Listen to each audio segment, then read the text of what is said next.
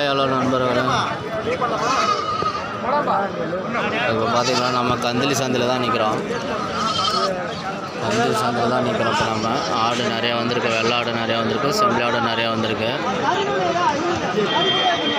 பார்த்தீங்கன்னா ஆட்டு வியாபாரம் கொஞ்சம் குறைவாக தான் இருக்குது வியாபாரம். பார்த்தீங்கன்னா கார்த்திகை தீபம் நேற்றுன்றதுனால தான் நேற்று கார்த்திகை தீபம்னால ஆட்டு வியாபாரம் குறைவாக இருக்குது.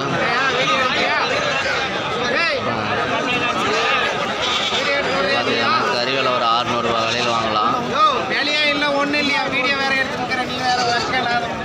எவ்வளோ எவ்வளோ 3 குட்டி எவ்வளோ பாருங்க, 3 குட்டி 24,000 சொல்கிறாப்புல. வியாபாரம் ரொம்ப குறைவாக இருக்குது. எவ்வளோ விலை சொன்னாலும் வாங்கிறதுக்கு ஆள் இல்லை.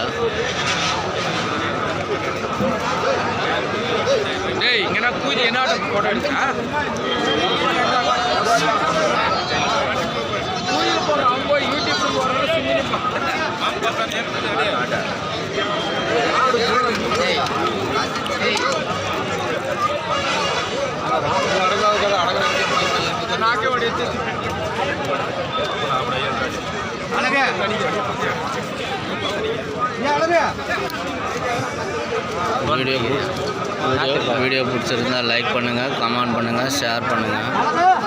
மறக்காமல் பெல் பட்டனை கிளிக் பண்ணுங்கள். யூடியூப்பில்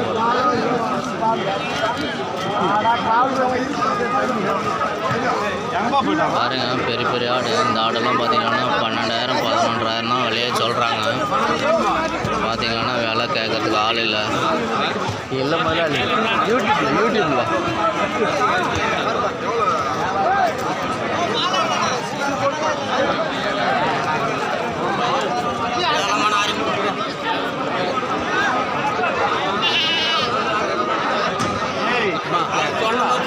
எவ்வளோ முதலாளி ஒரு ஆடு சொல்லு முதலாளி, சொல்லு முதலாளி.